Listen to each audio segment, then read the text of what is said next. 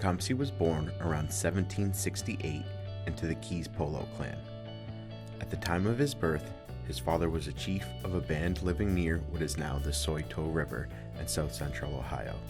The Shawnee pushed back against encroachment on their hereditary lands. Tecumseh's father and one brother were killed in skirmishes with American militias. During the 1790s, 3 major resistance battles occurred in the Ohio region. Tecumseh fought in the latter 2, distinguishing himself as a bold warrior.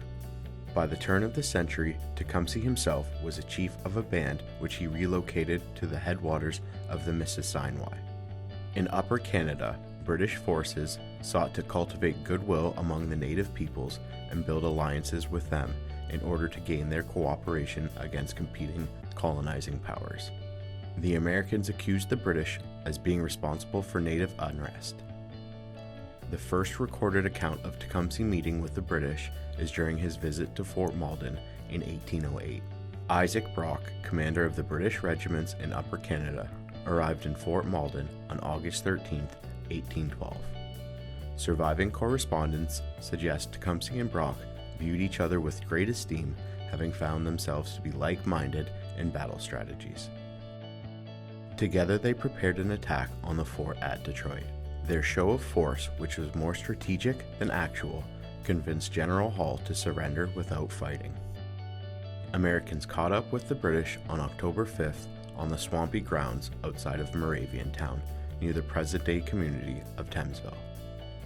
The British soldiers formed into their lines, but broke ranks after the first volley, leaving Tecumseh and only 500 warriors to face the nearly 3,000 invaders. Tecumseh led the charge, but was felled by a shot. Many Canadians now view Chief Tecumseh as a brave hero for the Canadian side of the War of 1812. Tributes to his memory include a cairn erected by the Soldiers Club on Walpole Island, a Canadian National Historic Sites and Monument near the battle site outside of Thamesville, and a town in Essex County named for him. If Tecumseh himself was to describe his achievements, it is likely he would point to his role in the fight for the retention of ancestral lands and their native way of life. For more information about the life of Chief Tecumseh, stop into our local history branch or check out windsorpubliclibrary.com.